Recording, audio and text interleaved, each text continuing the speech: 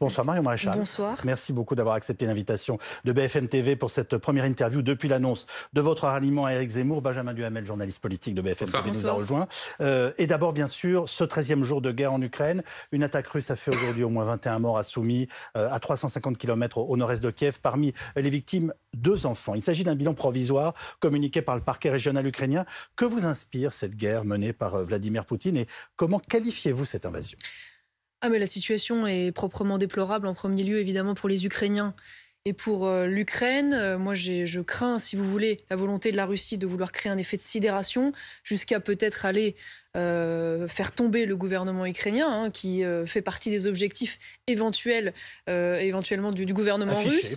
Voilà, donc c'est vrai que on sent que le risque d'escalade est très important. On sent que les civils peuvent être menacés par certaines frappes, mais aussi un certain nombre d'installations. On l'a vu, on a eu très très peur au moment où on a cru que la centrale nucléaire avait été visée, les bâtiments administratifs, mais on voit bien qu'il en faudrait peu pour qu'on passe à côté. C'était une menace très claire là aussi. À côté d'un drame. Donc maintenant, face à cette situation, il y a 2 options possibles.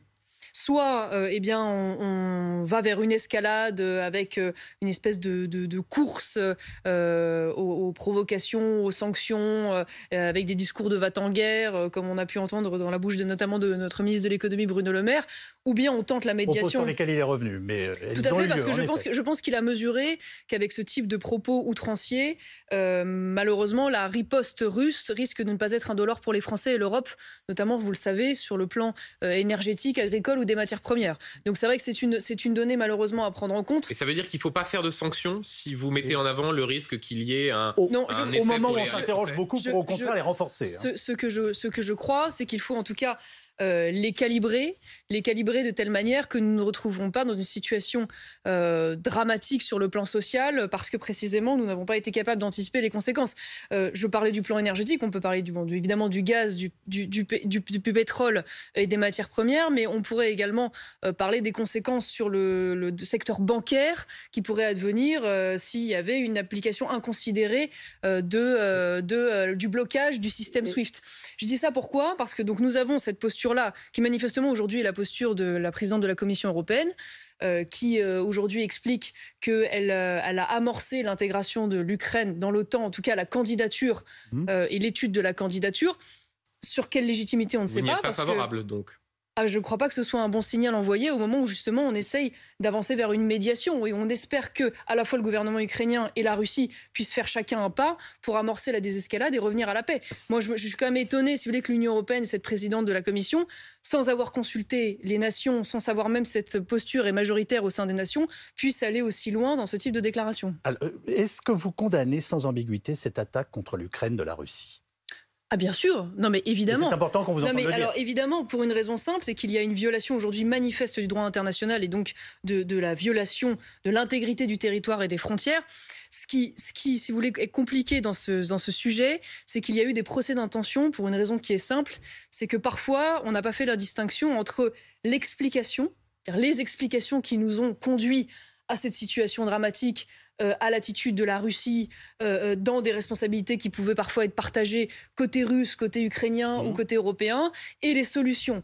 Voilà, moi je pense que... Oui, mais alors attendez, parce que précisément, vous parlez de responsabilité partagée. On a entendu le candidat, en l'occurrence, que vous soutenez, Éric Zemmour, expliquer que si Poutine est coupable, l'Occident est responsable. Est-ce que vous faites partie de celles et ceux qui, dans leur grille de lecture, considèrent qu'il y a une forme de responsabilité de la part de l'OTAN, de la part de l'Occident, ou est-ce qu'au contraire, vous dites non, Poutine est le seul coupable, le seul responsable? Alors, en tout cas, ce qui est certain, c'est qu'aujourd'hui, il est le coupable de la situation et de la déclaration de la guerre, alors même qu'il n'y avait pas de raison immédiate à entraîner une réaction aussi radicale, si je puis dire, en violant les frontières ukrainiennes. Ça, c'est certain. En revanche, sur le plan des explications, vous savez, en géopolitique, malheureusement, rien n'est jamais tout blanc, rien n'est jamais tout noir. Il n'y a pas d'un côté les gentils et d'un côté les méchants. Il y a une multiplication de responsabilités partagées, probablement. Une fois de plus, là, on est dans les explications sur le temps long, de la part d'avancées... Pour qu'on ne se méprenne pas, vous n'êtes pas du tout en train de justifier l'intervention russe. Non, mais vous je dites crois que simplement qu'il y a des torts partagés dans la situation diplomatique. On est totalement d'accord. C'est pas parce qu'on explique qu'on justifie justifie. Une fois de plus, il y a les accords de Minsk n'ont pas été respectés. On se souvient du traitement des populations russophones par l'Ukraine. On se souvient des avancées de l'OTAN sur les pays de l'Est, qui a donné le sentiment à la Russie peut-être que son glacis sécuritaire était menacé. Mais la réalité aujourd'hui, c'est que maintenant, on est face à la responsabilité sans équivoque de la Russie. Et donc, il faut être capable de riposter par rapport à cela. Mais une fois de plus, ne soyons pas, si je puis dire, les dindons de la farce. Les États-Unis savent mesurer le risque qu'ils ont lorsqu'ils prennent des sanctions. Et, Joe Biden, après avoir quand même tenu des propos extrêmement forts, c'est le premier qui a parlé de guerre à ce sujet-là, a tout de suite affirmé qu'il n'enverrait pas de soldats. Ils calibrent quand même leurs sanctions en fonction des secteurs. Ils sont moins exposés que nous à la dépendance.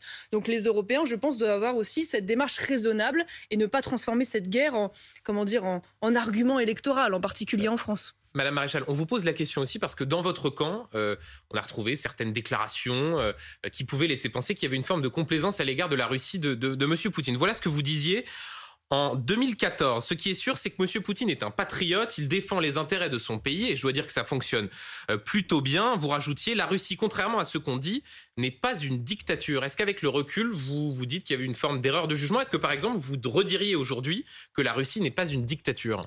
Alors déjà, d'une part, c'est vrai que vous vous rappelez des propos qui datent de 2014, donc une fois de plus, les choses évoluent, mais moi j'assume parfaitement le fait qu'à l'époque j'étais... Mais vous êtes allé en Crimée en 2019. Alors là, je vais vous dire, je suis extrêmement sereine sur le sujet. Moi j'ai été élue députée... On a des citations plus récentes à vous suggérer. Mais allez-y, il n'y a pas de problème.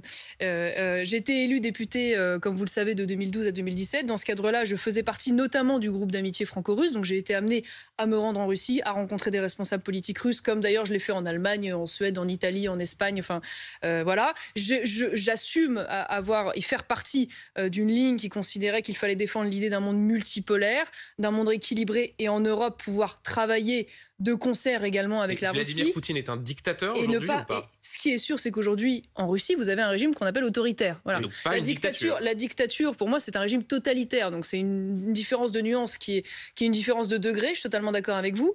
Néanmoins, le fait de dire c'est un régime autoritaire et de évidemment considérer qu'il y a des atteintes aux libertés fondamentales, à la liberté de la presse, il n'y a pas de débat là-dessus, ne veut pas dire qu'il faille absolument refuser de travailler avec la Russie pour une raison simple. C'est que si vous avez ce type de raisonnement, vous ne parlez plus au Qatar, vous ne parlez plus à l'Arabie Saoudite, vous ne parlez plus à la plupart des pays africains, vous ne parlez même plus à la Chine, qui d'ailleurs ressemblerait presque davantage à un régime totalitaire qu'à un régime purement autoritaire. Vous ne parlez pas à la plupart des pays d'Asie. Bref, à un moment donné, la réelle politique veut que sur le plan géopolitique, la voix de la France doit pouvoir être une voix équilibrée qui s'adresse à tous. Et au regard de la place que prend la Russie sur notre dépendance énergétique, permettez-moi de vous dire qu'aujourd'hui, on n'a pas de solution alternative viable pour pouvoir se passer des approvisionnements russes. C'est que ça, la réalité malheureuse aujourd'hui. Je ne sais pas comment l'interpréter, mais encore récemment, ça c'est une citation de 2021, vous évoquez le fait de vouloir absolument dîner avec le président Poutine. J'aurais bien dîné avec Vladimir Poutine, ça doit être un personnage extrêmement intéressant de ces gens qui ont connu le pouvoir pendant longtemps. Oui. J'ai pas dit que je voulais passer mes vacances avec lui ou sortir en boîte de nuit. Ça prend une résonance. Ça prend une résonance particulière et qu'il est normal de vous interroger là-dessus. Très bien. Mais je trouve que c'est un tacticien géopolitique absolument phénoménal. Et de ce point de vue, je pense qu'un dîner avec Poutine, ça fait partie des choses à faire dans une vie. D'ailleurs, je peux comprendre le dîner, mais voilà, la tactique. J'avais aussi d'ailleurs répondu pour ce pauvre Mathieu Bocoté à l'époque dans la même phrase, parce qu'on m'a demandé avec qui vous souhaiteriez dîner. J'assume totalement cette phrase. D'ailleurs, je vois pas en quoi elle est le signe d'une espèce de soumission ou d'ambiguïté. Tacticien géopolitique.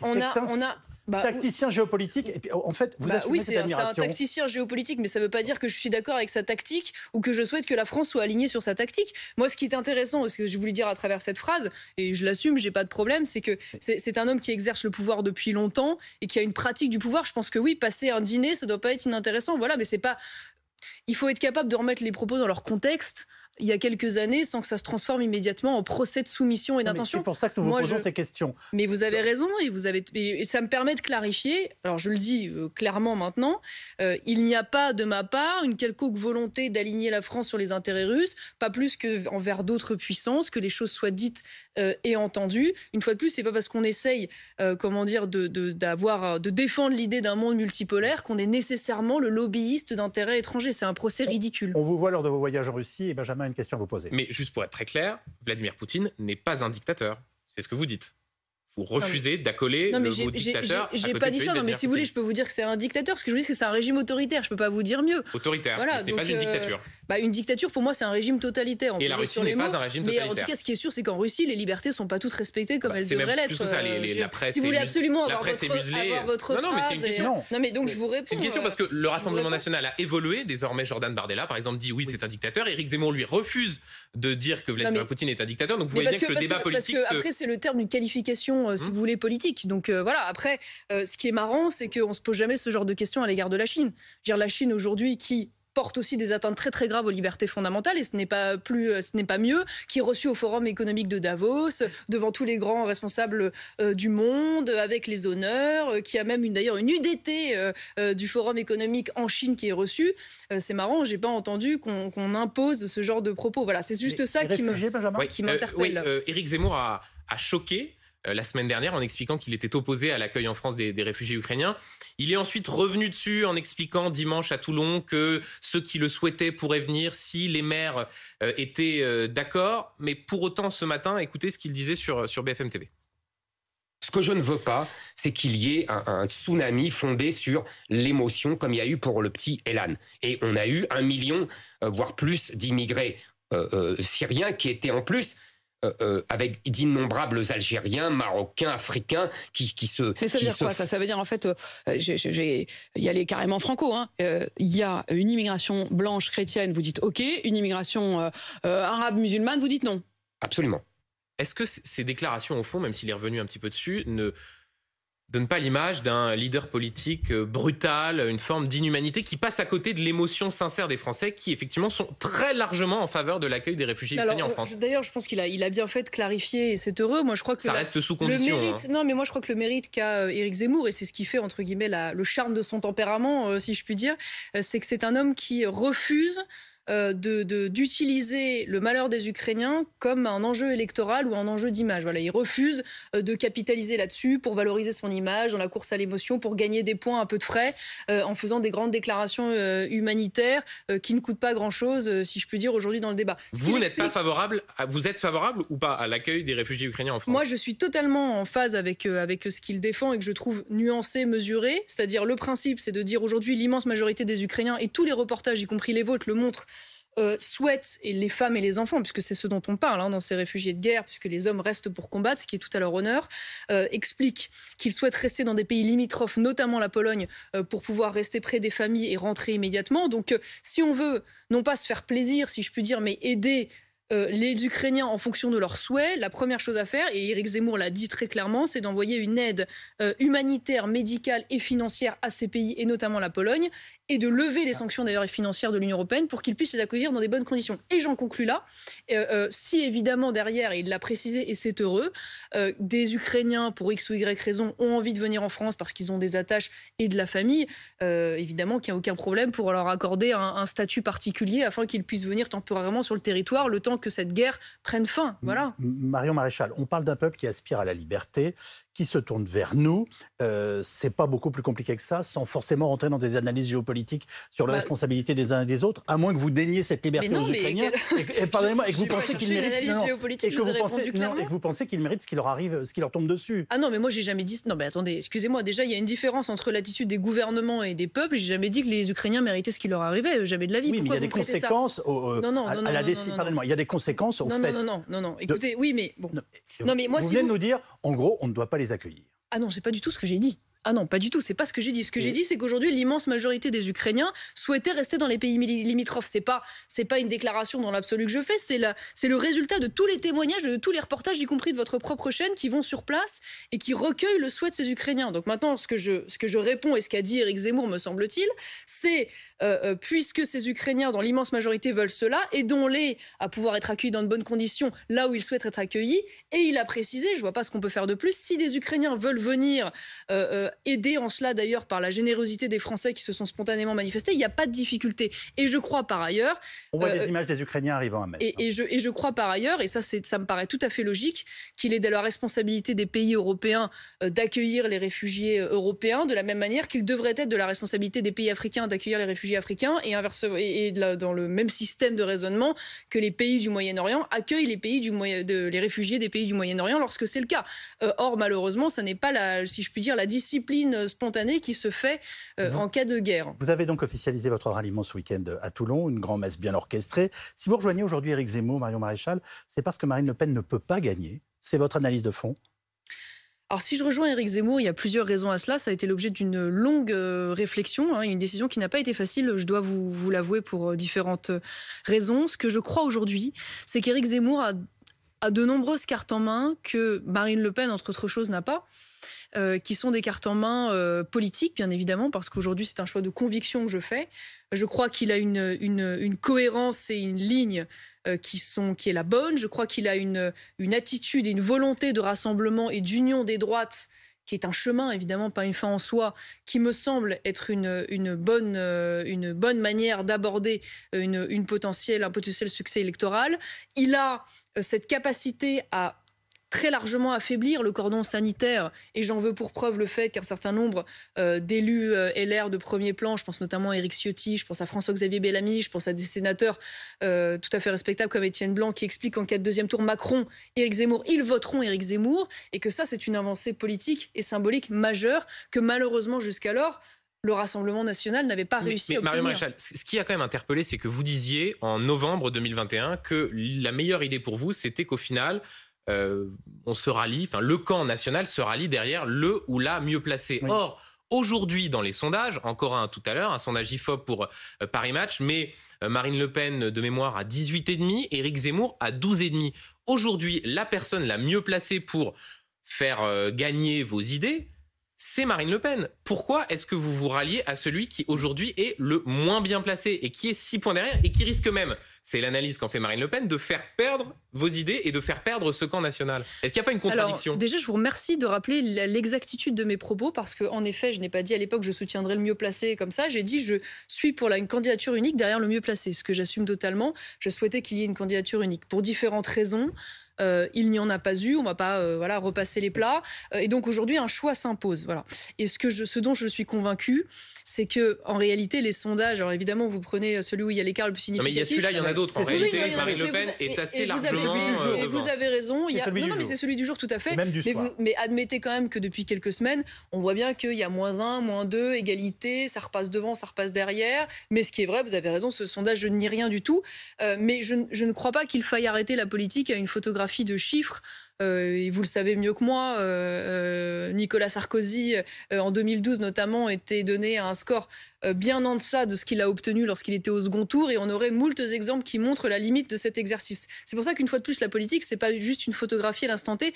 Moi, ce que je vois, c'est une accumulation, si vous voulez, d'éléments qui aujourd'hui me donne la conviction que ce sera Éric qui sera au second tour en dépit des apparences. Et ça explique que d'une façon ou d'une autre, pardonnez-moi de le dire brutalement, mais vous ayez trahi votre tante. Alors pourquoi une trahison? C'est intéressant parce que, vous savez, moi j'ai quitté la vie politique en 2017. Lorsque je suis partie, je ne me suis pas représentée à la députation. J'ai démissionné de mon mandat de conseiller régional qui aurait pu courir jusqu'en 2021. Je ne suis plus adhérente du mouvement depuis des années et je m'en suis pas cachée. Disais même dès 2021 que je ne souhaitais pas réintégrer le Rassemblement national. Donc à moins de considérer, parce que j'ai un lien avec la famille de Jean-Marie Le Pen, que j'aurais Pardonnez-moi, j'ai un lien avec la famille de Jean-Marie Le Pen. Vous parlez de ça en ces termes? J'ai un lien. Que j'ai un lien familial, oui. Je sais pas quel est le. Oui, j'ai un lien familial, oui. Bon, vous pouvez mettre une connotation négative, c'est pas négatif dans ma bouche. Que j'appartiens à la famille, si vous préférez. C'est que j'appartiens à la famille de Jean-Marie Le Pen. J'aurais une obligation de fidélité quasi génétique au mouvement. Enfin, pardon, mais moi, je veux dire, un parti politique, c'est pas une rente ou une fin en soi. Enfin, je veux dire, c'est et ce qui est intéressant, c'est un moyen. Voilà. On va peut-être écouter ce que vous disiez, en l'occurrence en novembre 2018, sur précisément votre souhait de ne pas aller contre quelqu'un de votre famille, en l'occurrence votre tante. Écoutez.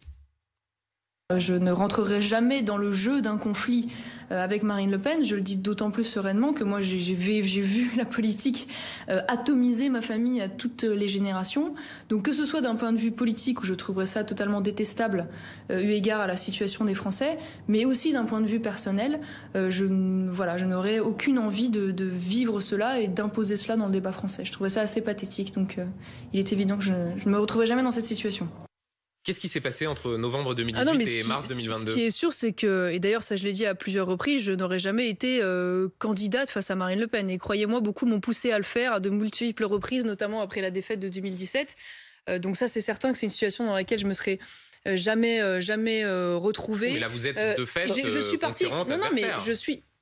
Non, je ne crois pas être une concurrente, voilà. Mais en tout cas, je vais vous répondre. Moi, je suis partie en 2017 justement parce que je voulais éviter en partie aussi un conflit politique. Enfin, vous n'êtes pas sans savoir que j'avais des divergences idéologiques importantes avec Marine Le Pen. Je précise au passage d'ailleurs, et avec le recul, je le comprends et c'est légitime. Marine Le Pen a imposé sa ligne et sa stratégie contre le courant auquel j'appartenais, y compris de façon parfois très dure, sans qu'elle ne tienne compte d'ailleurs à l'époque de notre relation familiale. Vous l'avez prévenu que vous alliez rejoindre je finis juste là-dessus.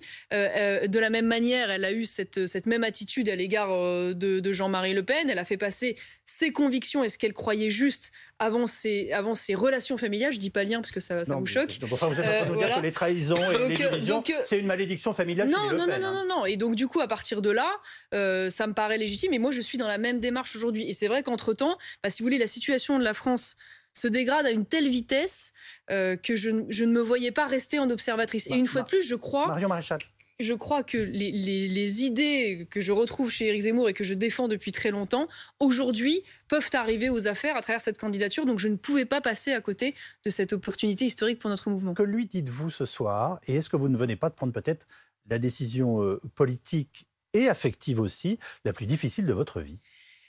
Ça a été peut-être, oui, la décision la plus difficile de ma vie. Vous avez raison. Alors c'est vrai que moi, je fais le choix de ne pas aller sur le terrain personnel et familial parce que je pense que ça me regarde, ça regarde ma famille et ça n'est pas le sujet aujourd'hui. Certains aimeraient déporter ce choix sur cette question-là, ce qui éviterait peut-être d'avoir à parler du fond, de la ligne ou du bilan ou des échecs passés. Mais je crois que ça n'est pas la bonne manière d'aborder les choses. Une fois de plus, ça c'est personnel et ça me regarde. Ça ne veut pas dire que c'est facile, mais aujourd'hui, une fois de plus, le sujet, il est politique. Voilà, il est politique et il est un choix vis-à-vis de la France et des Français surtout. On va écouter Marine Le Pen si vous le voulez. Personnellement, ça vous blesse? Ça vous fait mal? Non, là, de manière familiale. Vous le savez bien que ça me blesse. Vous le savez bien. C'est peut-être fait pour ça d'ailleurs. C'est pas en réalité. hein. Peut-être que juste le fond, c'est ça. Peut-être que juste le fond, c'est ça. Vous savez, parfois on cherche des grandes explications politiques, et puis parfois c'est uniquement des choses qui relèvent de l'affectif, quoi. Mais les liens sont rompus ou est-ce que vous avez quand même toujours un contact? Non, les liens sont rompus de son fait.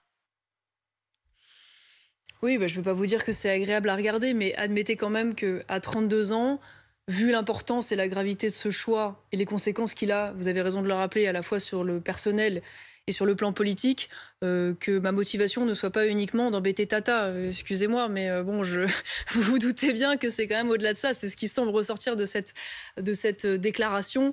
Voilà, très sincèrement, on est au-delà de ce sujet. Mais une fois de plus, moi, je rentrerai pas dans le personnel parce que je pense que c'est pas la bonne manière d'aborder les choses et je crois pas que ce soit ce que les Français de toute façon attendent dans cette histoire. Une petite question simple, si jamais au second tour Emmanuel Macron se retrouvait face à Marine Le Pen, pour qui est-ce que vous voteriez? Sans aucune hésitation pour Marine Le Pen. Ça, je veux dire, je l'ai dit et redit, j'ai pas de difficulté. Parce que Éric Zemmour, quand on lui pose la question, ne répond pas. Je crois pas. Je pense que lui, d'ailleurs, il a déjà été amené à répondre, mais surtout, ce qui est normal, et d'ailleurs Marine Le Pen est dans le même exercice, chacun se projette dans ce second tour et veut pas donner le sentiment qu'il n'y croirait pas. Mais en tout cas, ce qui est sûr, c'est que l'adversaire, c'est Emmanuel Macron. C'est absolument évident. D'ailleurs, je vais vous dire franchement, c'est pour ça que je trouve que c'est moralement et politiquement un peu dangereux de voir la tournure des postures, notamment de Marine Le Pen vis-à-vis d'Éric Zemmour, parce que je crois qu'à terme, l'idée, ce sera de devoir se rassembler, notamment dans la construction d'une future majorité présidentielle aux législatives. Donc quand j'entends des membres du Rassemblement national dire Éric Zemmour, c'est un programme de guerre civile, de brutalité, j'ai l'impression de retrouver les arguments utilisés par la gauche, qui étaient utilisés contre le camp national pendant des années et qui a fait qu'on a été à ce point marginalisé et diabolisé pendant des années. Et donc je trouve qu'il faut faire attention à cela. Déjà, parce qu'il faudra se retrouver. Parce qu'il faudra se retrouver et surtout parce que c'est une aberration politique que de dire cela. Je veux dire, c'est exactement les propos qu'elle tient, sont exactement ceux qu'on tenait face à elle il y a encore quelques temps. Toutes les enquêtes montrent que Éric Zemmour a une très mauvaise image en fait au sein de l'électorat féminin.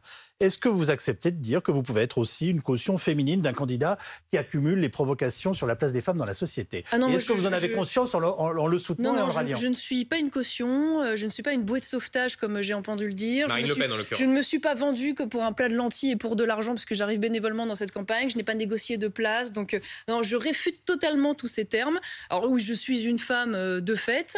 Je soutiens Éric Zemmour et moi, je le connais depuis longtemps. Vous savez, Éric Zemmour, depuis quelques années, je n'ai jamais eu à souffrir en tant que femme et même quand j'étais jeune femme d'un comportement qu'on lui prêterait aujourd'hui. Donc, je n'ai jamais vu ça. Je n'ai jamais été témoin de cela. Bien au contraire même.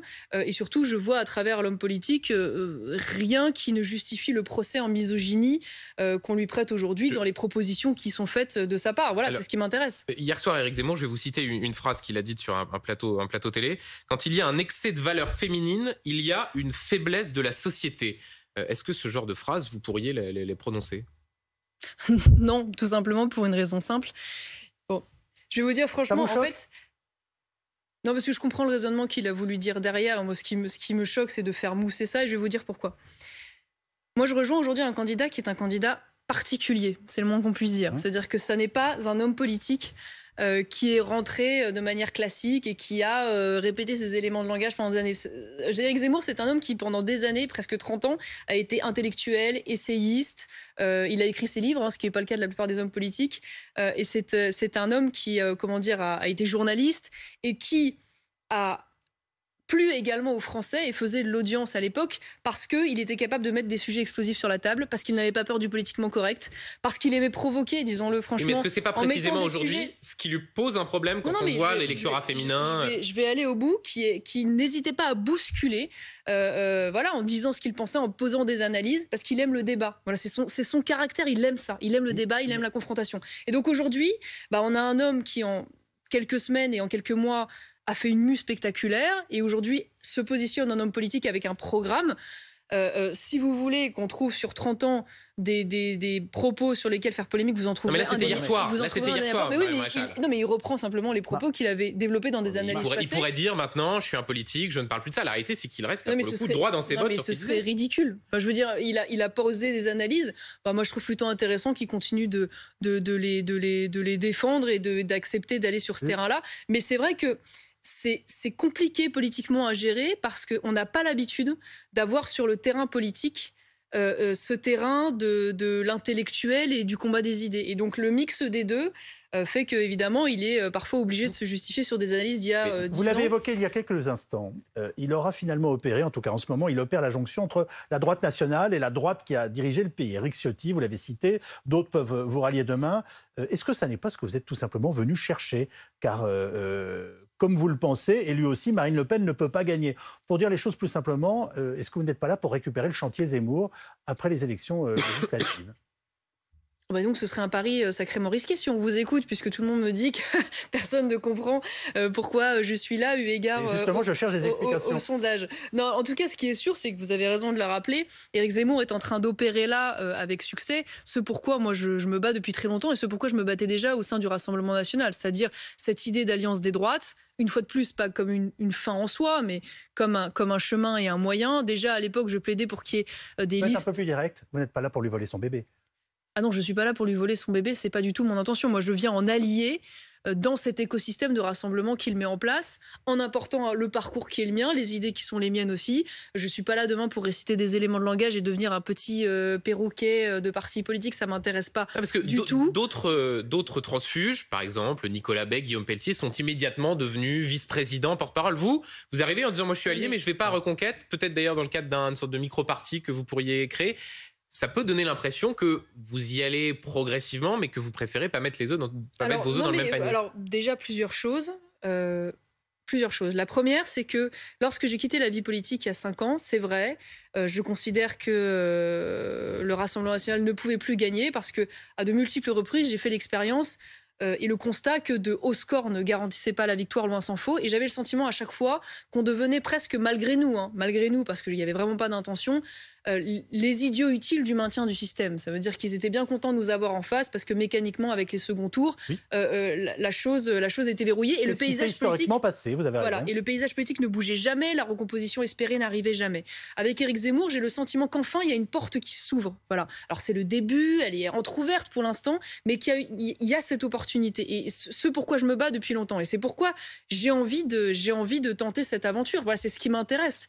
En étant ensuite candidate aux législatives, on se demande, parce que vous avez été la Benjamine de l'Assemblée entre 2012 et 2017, ensuite vous avez arrêté en disant que la vie politique, vous en étiez lassée en quelque sorte. Est-ce que là vous revenez durablement, et si oui, est-ce que c'est pour être candidate aux législatives, par exemple à Carpentras, là où vous étiez élue auparavant? Et c'est la dernière question. Oui, je suis partie. Êtes-vous candidate aux législatives sur les listes Zemmour? Alors, je ne sais pas pour l'instant vous répondre pour une raison très simple. C'est pas du tout de la langue de bois. C'est que, pardon d'aller sur ce terrain personnel, mais je suis censée accoucher au moment du second tour des élections législatives. Donc, je ne suis pas en mesure d'avoir la certitude de pouvoir mener ce combat électoral efficacement. Mais si j'en ai l'occasion et l'opportunité, je souhaiterais pouvoir le faire, oui. Après, sincèrement, j'en suis pas là du tout. Éric Zemmour non plus. Parce que de toute façon, ces élections législatives ne peuvent se dessiner qu'en connaissant bien évidemment la configuration de ces élections présidentielles, parce que derrière, il va y avoir un souhait de rassemblement, d'alliance, on en parlait tout à l'heure, avec d'autres mouvements, d'autres personnalités. Donc il faudra s'insérer dans ce dispositif-là. Donc, mais vous êtes de retour pour de bon dans la vie politique. Oui. En tout cas, j'espère, mais ça, vous savez, c'est les électeurs qui choisissent, c'est jamais nous, mais en tout cas, j'espère pouvoir en effet contribuer maintenant durablement, après 5 ans dans le privé et auprès de l'ICEP, revenir durablement dans la vie politique. Merci Marion Maréchal. Merci à vous.